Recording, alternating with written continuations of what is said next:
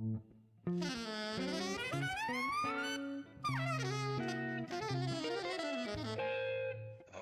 Jazz.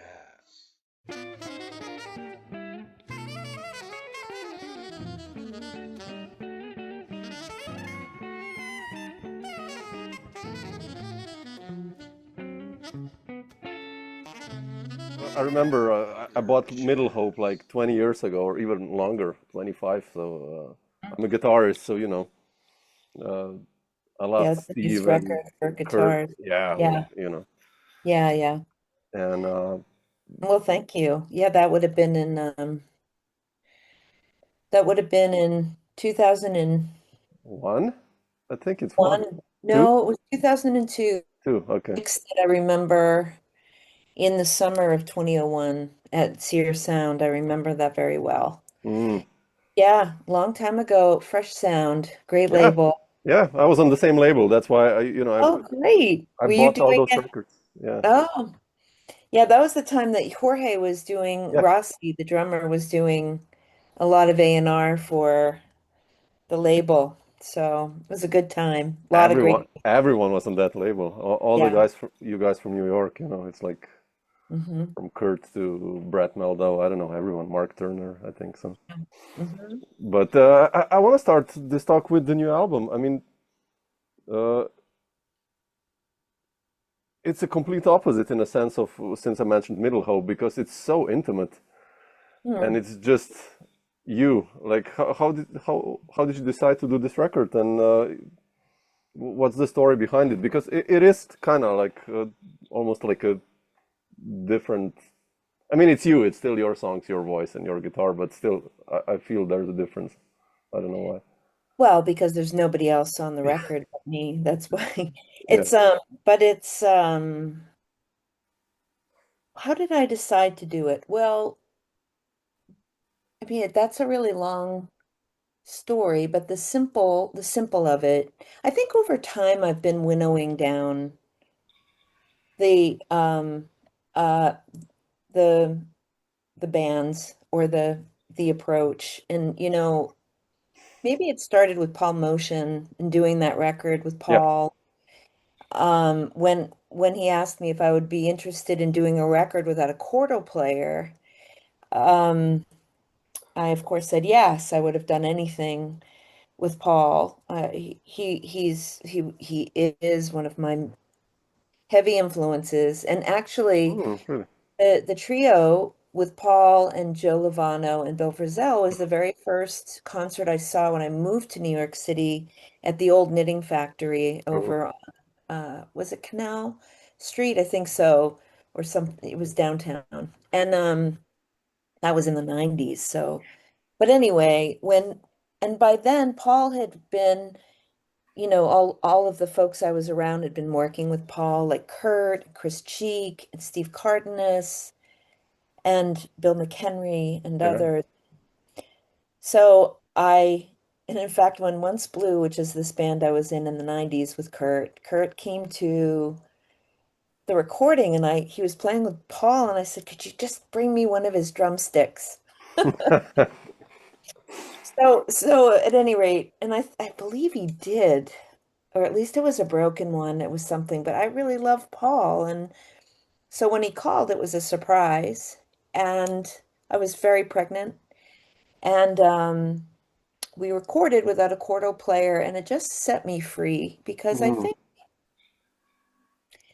just starting out as a singer and not really writing in the beginning, not really, not on my own. It's been an evolution. Yeah. And I just enjoy the freedom of that. And also, I think we have all these ideas of what a good song is and what a good sound is and all of that. I got really hung up on all that for a long time and just got to the point where, you know, I guess starting from Paul and being kind of freed up, having so much space to be able to phrase, Mm. uh, use the melody and the words to phrase, which is always unique. Everybody's got their secret language. which is a something I've heard many folks refer to phrasing as. Yeah. Um, so I mean, what's the ultimate? I think from that point on, playing with Larry and bass and guitar, and sometimes without guitar, all the freedom and the you know the time and the and all of the things that I have had to become, I think, a better musician Mm. through that process, regardless of where it leads, it's deepening in my body. And I think that the playing my own songs in my own way, in my own time was the ultimate freeing experience for someone like me who's just been on the trajectory I've been on. For some folks who are singers and songwriters, it's the way they began. Yeah. And for me, it's the opposite. I don't want to say it's where I've ended because I'm still alive, but you know, I am on this trajectory, which feels very intimate, like a poet, where you just Mm. work Yeah. on your stuff and you don't know if it's ever going to be heard, but it doesn't really matter.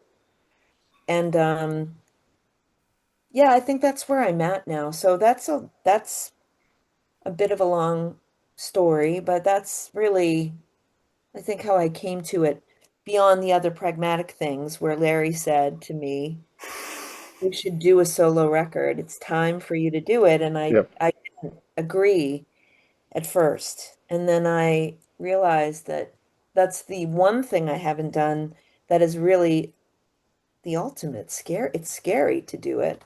Yeah. So what a perfect project to do. Take it on, see how it comes out. And I liked it. I'm so happy with it. And that's why I released it. Yeah. If I didn't like it, I wouldn't have released it. Oh, sure. Yeah. So, well, sometimes you don't have a choice. I have Sunnyside Records paid for this record. I was ready to reimburse them if I needed to, but I didn't need to. So I'm very happy with it. And that's the story of She. Have you played this music already live, or will you? Or Yeah, I have. how was that like for Well, you, the experience playing those tunes live? great, great. I mean, it's yeah, I love it. I love it. I think that though I am becoming more comfortable with the sound I want to make, which is very soft. Hmm. I do not feel any need to play into this idea of entertaining the audiences. Yeah. I would rather have a conversation, which might be too much to ask at this point, which is fine with me. But I'm not interested in doing things the way I've been doing them. I don't think that it's my best. Um, I think I'm coming into something very different. And, it's probably aging and menopause and all of the things that are there to help us to deepen our experience and Yeah. wisdom. And that's what I'm coming into. So it's exciting, but transitions are hard. I'm not gonna sugarcoat that, but Sure. I do think it's kind of incredible to be feeling this time period. Yeah. Um, so we'll see. No, it's good. I mean, I imagine you would do the same throughout your life or career, right? I mean, that's terrible, actually. I mean, I guess some people like it. I hope. I guess. Like what? Eh, Playing the same music in the same format, the same idea. Oh, well, It, there's only so much you are who you you know. are. Yeah, yeah, of course, You're yeah, gonna do yeah, you're gonna you hear, but I think that what is happening inside, it's kind of like the difference between if I think about, I'm doing a lot of Pilates these days to get myself organized. And there's a real difference in the internal changes, like the deep frame. I don't know how to describe it versus like the exterior motion mm, kinds of things. And the parts that everybody really sees, which is very much influenced by what's happening internally. And sometimes you can really put on a good front, Mm. Yeah. where people are seeing something, but it's not really what you're feeling. And that's always like to me, that's the deepening of whatever it is we're doing. It's not just music. It could be cooking, Oh, sure. Absolutely. advocacy, all the things. Um, I don't know if I'm explaining that really well, but it's like that changes. And so even if it seems subtle on the outside exterior to what people are seeing, there's something to be said about being more and more grounded and Yeah. uh in whatever the work is that you're doing. And I Yeah. think that's what feels really different to me. That's good. Yeah. Yeah. Absolutely. I agree. I mean, we have a daughter who's 2.5 Oh, years old now, and for me, it's a completely different perspective of on life and on music and on everything. Like it's like, man, okay, it's that's where, man, being a mom, having the opportunity to steward a human is yeah, unbelievable. And I look back now at where you are, it's a challenge, but boy, there's it's a nothing ride. like Yeah, it, nothing like it. yeah. Congratulations to you. Thank you. Yeah, yeah. Yeah. No, I'm enjoying it. I started to play less intentionally and unintentionally. I just want to be, home as much as I can, and just because the time goes by, right? It's suddenly It, she's 8, it really or does. and it's like, wow, shit, 18 and studying, and like, okay, When you get to that point and you look back, yeah, as they say, it is a blip. And it's really true yeah, when they say that the days are long and the years are fast, but it really, at this age, at 56, 57, looking back and seeing our almost 20-year-old, time is very strange, very abstract. And that's interesting too, because yeah, that's true in music, and we're all trying to make sense of it. absolutely, absolutely, yeah. Uh, Rebecca, I wanted to ask you before already. You mentioned poetry, and mm, I studied poetry and American poetry specifically, and I think Mark Strand or someone said, or Robert Creeley, that, Mm. or who was that you can write basically 5 good poems in your lifetime. Uh, how do you know, especially when it comes to you writing lyrics, how do you know when the lyrics are good or that you're satisfied with it? Or with a song, with that it's there, like, okay, I'm satisfied. And where do you When get the I ideas also? when I can sing it. When I can Okay. sing it is when I know that it's good for me. Do you Yeah, first write the lyrics, or no. no? Oh, really? Okay. No, and it never is it's never varies at this point. It's always been the same because I think for me the approach that I really like is um for sounds to emerge from melody so that the sounds are giving shape to the melody that become words Mm, that become meaning and so that I can actually really I can communicate it in a way that feels authentic, and quite often, when I did this record with Guillermo Klein sure. called the Upstate Project. Yeah. And Guillermo gave me songs of his with his lyrics in Spanish, which I don't speak Spanish.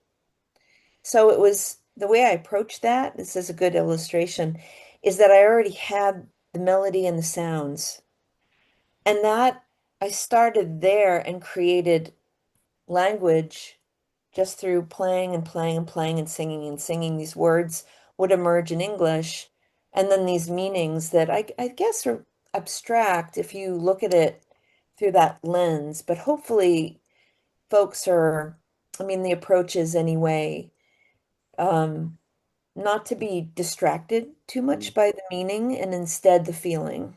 Like be able to to experience this the feeling of the sound of the voice and some of the words and even phrases that can also become yours, not Mm. just my experience, but perhaps yours. So if you laid the English lyrics on top of the Spanish lyrics, they were you they work perfect. They were just like a carbon Oh, copy. really? Oh, The, so that's my approach, and um I think that's a better approach for me. And there are all types of different ways of writing songs, of course. I don't think that I'm someone who's super literal. I don't really like singing tunes like that unless sometimes there's standards where the language is so beautiful and not all standards can I sing. Some are okay. harder. They're dated in a way that doesn't really work with my voice, in my opinion, where I can't lose myself and communicate. But like the tune Portrait by Charles Mingus is a tune that I just can't stop singing. It's that lyric works for me and it transcends, you know, like the worst question I ever get from anyone and maybe is, well, why did you write that? What happened that made you, what experience? Because that's not the point. Mm. So all the tunes seem to evolve that way. That's how I enjoy making words, putting words to melody. Melodies. So it's always last. Interesting. Oh, okay. I Yeah. don't think it's that unique though. There are No? other no, there are other songwriters that I know do it the same way. Um, that I've talked to over the years. Yeah. There are others that do it. And a lot of it's by ear, which I think is really compelling and not thinking so much about, is this hip? Is this like prose? Is this, I'm not thinking in those terms, which, um, is could be problematic as well. But I understand, but this is just the way I have enjoyed relating to music. Mm. You, if I go just a little bit back, like you mentioned many songwriters and singers. How did you end up in this world? I mean, how did you decide when you were, I guess, a teenager, this is something that I want to pursue? I mean, did you hear a specific record? You mentioned Mingus, like, I don't know, Johnny Mitchell always pops to my mind when I hear, especially your earlier stuff. I don't know why, but like, Hmm. Yeah. Well, I've always been singing, that's the mm, thing, from the start. And it always felt like more than just, I mean, I have such distinct memories with it. It didn't feel like like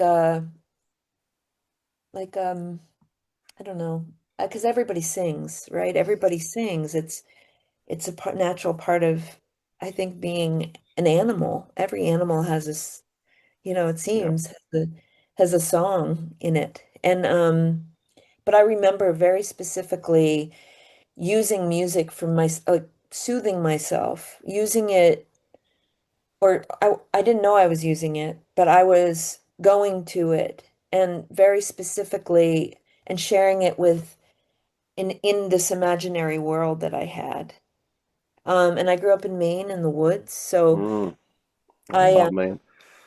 yeah, I started very rural Maine, and I started in a recording studio very young, and started recording very young. My parents found a place for me because I was not, going to try out for all state chorus. Like it was not like that for me. I was not fitting in, but it was such a strong part of my being. So Mm, my parents found a studio. They introduced me. The music that I was initially really responding to was actually Yes and Asia and all of these really like interesting. Wow. Mm. very elaborate, dramatic sticks.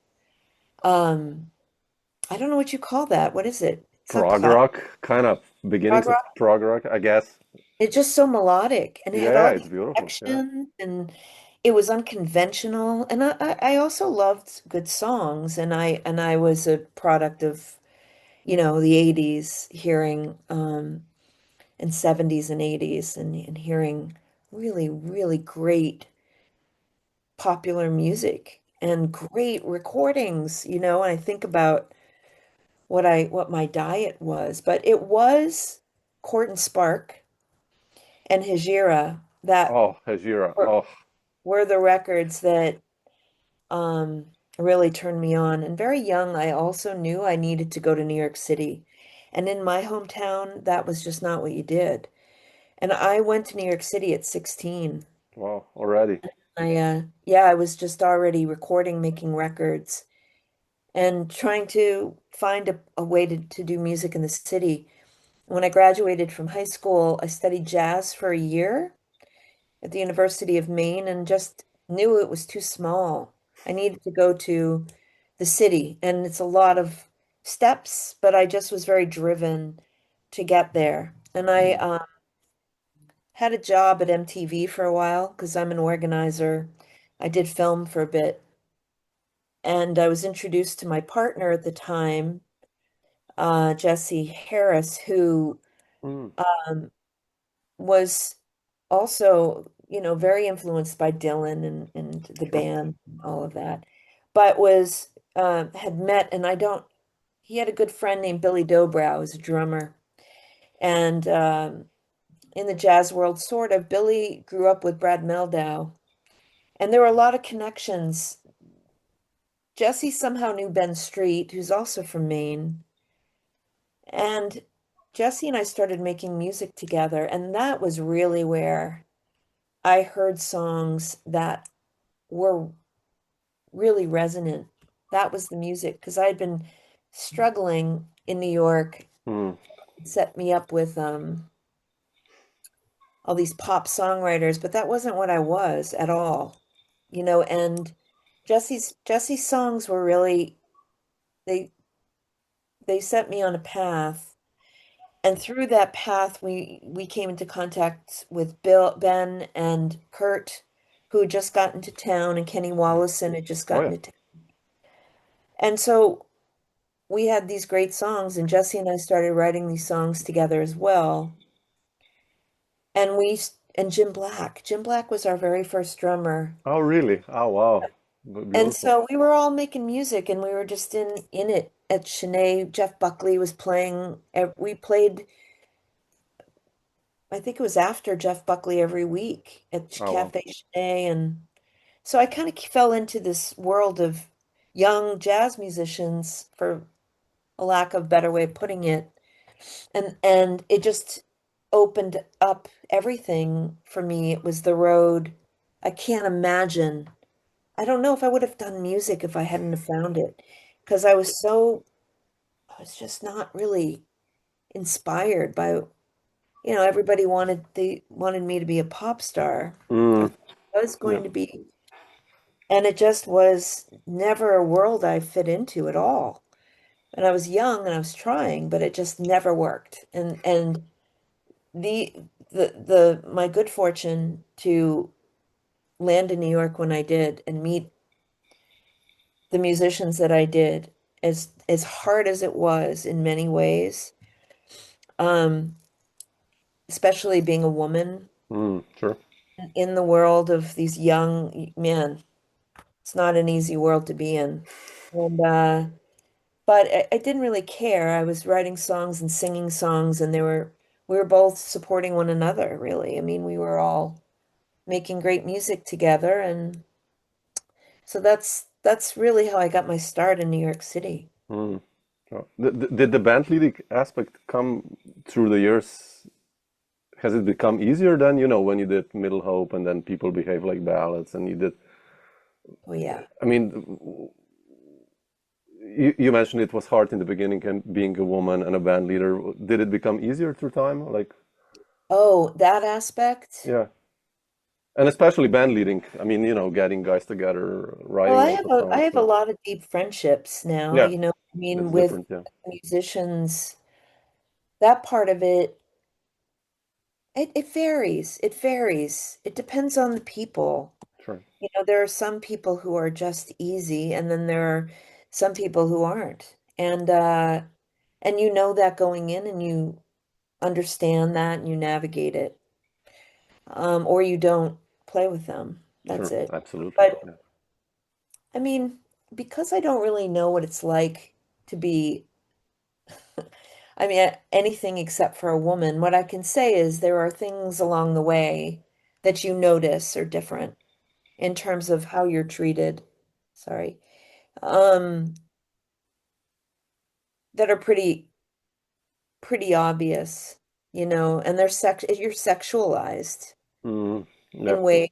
And even in jazz, what I notice, and I'm not, you know, dying on this hill, it's too bad, but singers are separate from Yeah. from Yeah. instrumentalists, and it's a real like disservice to music, if you ask me. And even songwriting is doesn't seem to have a real place in the actual like embedded in the institution True. Actually. Yeah. music, and Yeah. so you've got generations of ideas about who's got something to say and who doesn't, and folks fighting to just be heard instead of it there being more of an integration. Mm. Because look, not everybody's going to make it. Oh, So absolutely. why not include everyone then from the start and give everybody the best opportunity, the best chance to succeed? I don't understand it. And, you know, I might be a singer, but I'm a musician too, and not being invited to play and learn and be taught the same kinds of things. I see this with young singers. Yeah. You know, they're encouraged to scat sing, but they don't know harmony. And it's just you're setting someone up to fail Yeah. True. because of this old idea of like what it means to be a jazz singer. And I just wish that there was a program that would embrace a different approach. Like we should be doing Alexander technique. We should be really checking out songs and, learning the language because humans are, you know, singers or are the only ones that can actually transmit the words. It's Mm, written. yeah. So in those ways, I think it's difficult, and I think it's kind of the elephant in the room, and that it would be really nice to have regular conversations. It doesn't have to be like big panel discussions, but like between musicians and even in their like invite a singer in, give it a try. You do Sure. some singing. Um, I think it would just be really beneficial because there's something really special about sound in the body and, you know, what the voice is unique, unlike any instrument. Yeah. So, but I didn't even really touch upon there are hardships that are Oh no, no, sure. not even worth No, no, discussing. no. No, but it's true what you said. You know, many times. I mean, still nowadays, the jazz singers, especially female, it's very cliched, and Yeah, it's a missed opportunity. it's really terrible. 90%. It's really bad. You know, when I see younger students or when I do a master class somewhere, and I see, I'm like, man, come on, people, just open Well, up a bit, or one of the things that I noticed just I haven't taught in a long time because I'm doing other things, and I think even my teaching is so unconventional. And when people pay 30 grand to get a jazz yeah. performance degree, they, I guess there's an expectation that they're going to have X, Y, and Z, even if it is not helpful to them in their own music making. But, uh, a lot of times I've enjoyed going to different parts of the world and meeting singers who are whose native language is not English. Yeah. And to say, what would it be like what are your folk songs? Like, let's go back and listen to, and it's such a basic, simple idea, and that is not always, it's like I've had experiences where singers are like, "Oh, that music's not any good," which is their indigenous music, right? Mm. And I'll come back a year later after working with some of the singers, and they're just singing in their native language. And it's gorgeous. And you know Oh yeah. why? I feel it. I feel it. And they And feel it. I mean, that's the difference. Yeah. yeah, you do not want to hear me sing in Portuguese. You know? Yeah, I yeah, I love know what you mean. I know what you mean. language. I love it. I wish I Oh, it's could. amazing. Yeah. That's not where I come from. Yeah. It's not what I know. And I think that that's, there are exceptions, but overall, that's what we should be doing. But we're all chasing after this idea of a career. And, you know, the thing is it's really good to diversify. It's good not to Yeah. have all eggs in one basket when very few people are able to do that. And it's not, you don't want to hate music because it didn't give you what you wanted from it. You want to sustain it. Yeah. And it's a gift. And why do I know this? Because I've experienced this. Not like I mean, this is, I think, what can happen when you have expectations and you want this thing to give you what you think you want, Yeah. and then it may not turn out that way, but it still is a beautiful thing. It still can look very beautiful. And these cultural things, maybe it's an American weird, another one of our strange approaches to things. So it's too bad. But yeah, invite a singer in and ask them to bring in a tune that's Yeah. of the culture and have them sing it. And you sing it. Oh yeah. You'll see. It's not Ciao. easy. Yeah. Yeah. Sure. Yeah, but it doesn't have to be perfect. It's No. just No. to Of course. Sure.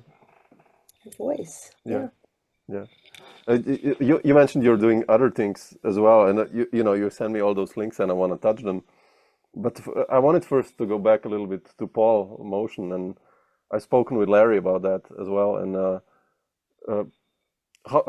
how did Paul find out about you? I mean, obviously through Larry, but like, and Oh, it wasn't. It was through Steve Cardenas. oh, really? Oh, okay, It was okay, through Steve Cardenas, I'm pretty sure. I wow, mean, okay. but initially, but Bill McHenry Yeah, yeah, you were all connected, and kind of, yeah. Kurt. I don't know. I don't really remember. It might have been Middle Hope that he heard. At that Mm, point, I guess at that point I had done People Behave Like Ballads, Middle Hope and Thoroughfare on my hmm. own. And um so maybe it was Middle Hope that he heard too. But Paul does whatever Paul wants to do. Nobody tells Paul what to do. I don't even remember now what the conversations were about that. I think we just sort of jumped in and went from there. I didn't ask any of those questions, but I'm Mm, pretty sure it was Steve um who would talk about my singing at that point. And the New York Times, Ben Ratliff started writing about the music I was making too, which was really exciting at the yeah, time to have such a great journalist decide to highlight something that I was working on. So maybe all of that was just a it was moment. all connected, yeah, Yeah. yeah. No, it's amazing. It's just like his time and his compositions, and especially his time, the way he's playing Paul's. I think there's you did T for two, right? And some other tunes, like just the way he approaches all that is like, man, and Yeah. Yeah, it was beautiful, great. It was great to Yeah, do. It was great. In that recording, they always try to put singers in a yeah, booth, and I asked if I could just sit in the main room and sing. And by the time I had asked to do that, Paul and Larry were already set up.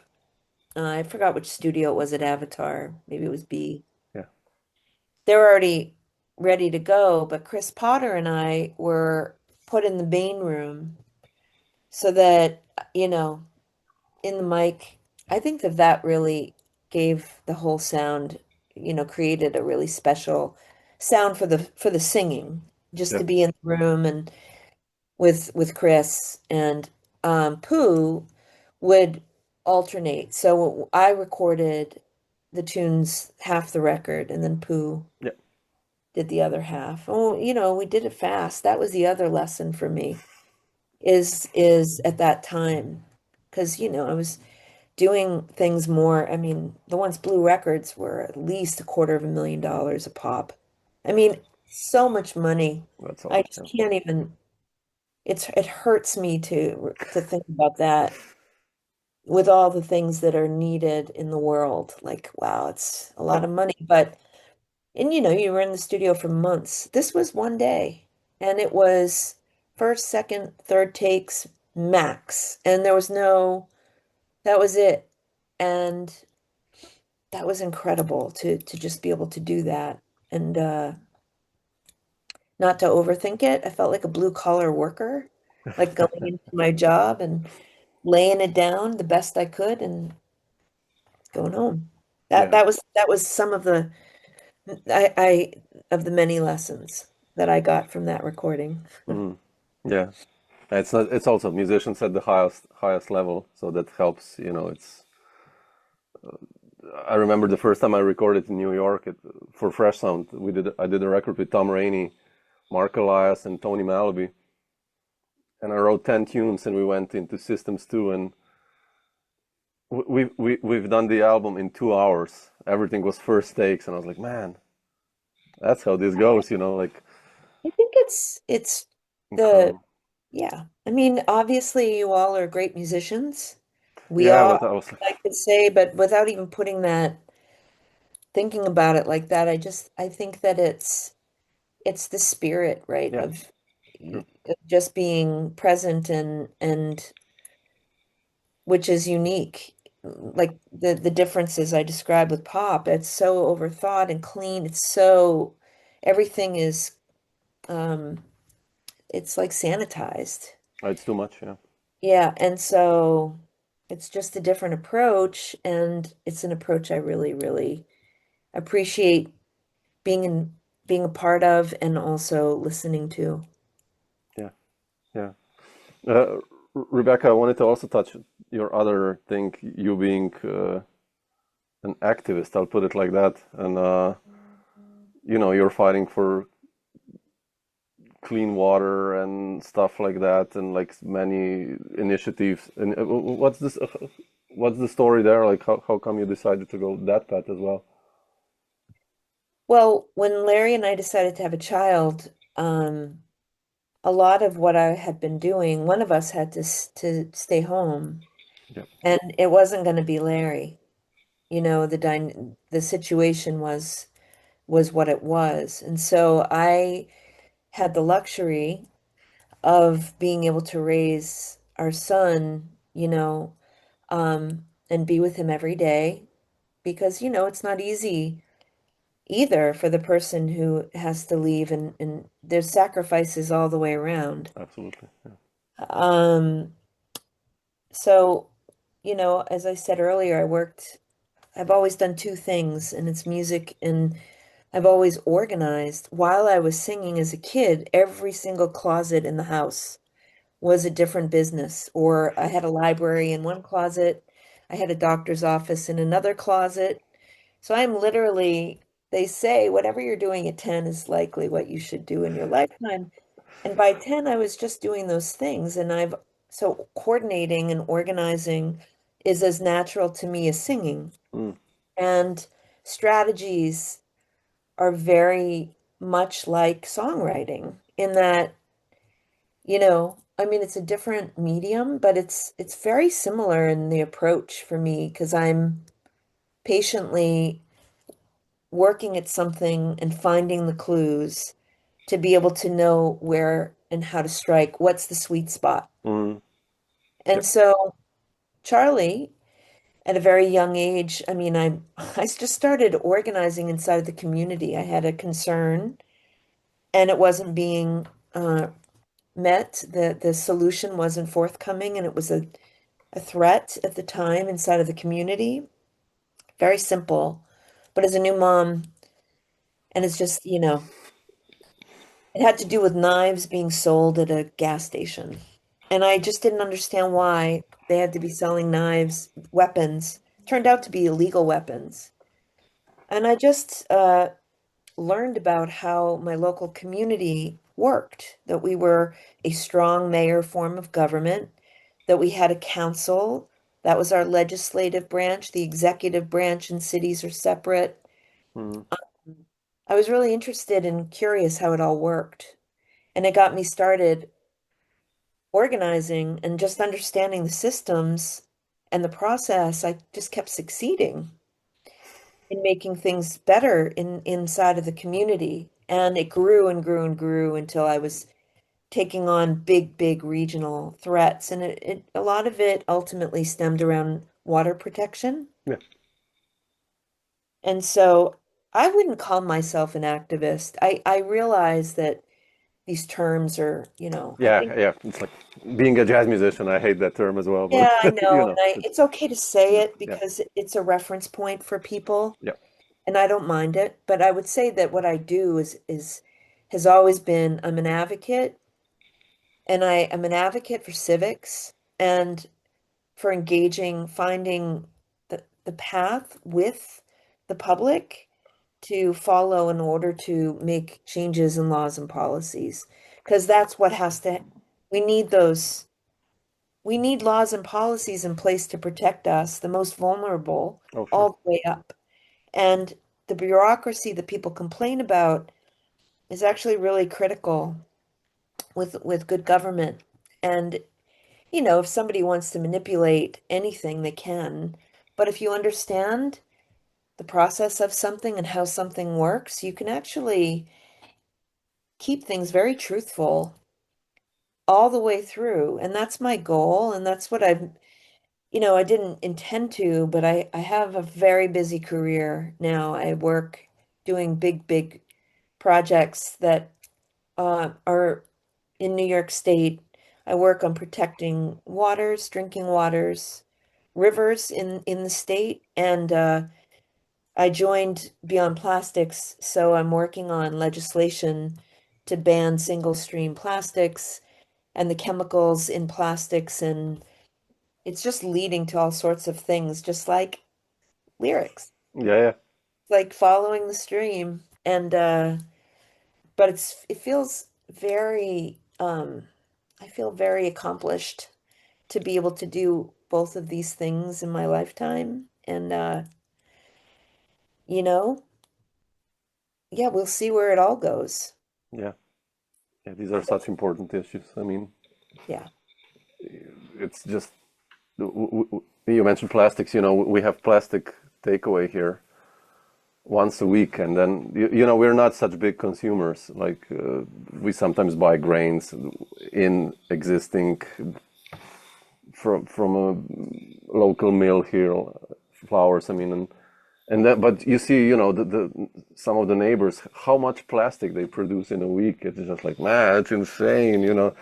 Insane. It's insane, It's and it's just, really part of and this convenience. Yeah. it's The terrible. problem with plastics these days, and this is really true in the last 20 years or so, when we've made the most amount of plastics in the last 20 years. But it's the chemicals in plastics that make it impossible to recycle. Yeah, Most plastics, any plastics with colors and what have you, are not, there's no recycling those at all. They just get landfilled. yeah, And it's, I don't know, there's all kinds of concerns, at least here in America. The precautionary principle doesn't exist. So corporations can make anything they want without having to prove that the chemicals they're making are not harmful. So the burden of proof is on the person who becomes sick from consuming whatever it is somehow, yeah, and they have to then, prove to the federal government that this is a bad chemical in order for there to be bans. Or it's so backwards, but I'm hopeful that I know it's not a good time right now, but there are opportunities to do things very differently than we've done them. And with all of the things that are not true, there's plenty of truths. We see what's happening. Sure. Yep. And I have a lot of faith in my son. And why I work so hard is exactly for that reason, because there's a new generation and they need folks to believe that there's opportunities in a better way. Yep. So anyway, boy, I really went around the bend on that one as usual. So anyway, that's what No. that's what I do. That's what I mainly do right now. And I think it's really an important time to do Oh, it. absolutely. Yeah. Yeah, absolutely. Yeah. I'll let you go. You wrapped it up so nicely now. It's like, no more words are needed almost, but yeah, you Thank know. you. Thank you for being interested in Yeah, thank you for finding the time that we finally did it. I'm happy. yeah, me Like, too. No, and for good questions. I appreciate yeah. that. And if you're ever gonna be in Europe, drop me a line. We're here in Slovenia. We have a guest room here. You can, Oh, if you're with Larry around, you can easily well, I will stay be in. in a week actually, but not where you Oh, are. I'm playing in Malta Malta. Wow, fantastic. with Bill McHenry and Larry. Oh man, have fun. Yeah, we will. Oh, the Thank you. jazz festival. Yeah, yeah, exactly. They have a jazz Yeah. festival. Yeah, fantastic. But if you're ever Central Europe, just drop me a line and Thank you. And you take good care of yourself and that you too. beautiful You too. child of yours. Oh, we will. I'm in love. I bet. Have a good day, You Samo. too. Chat.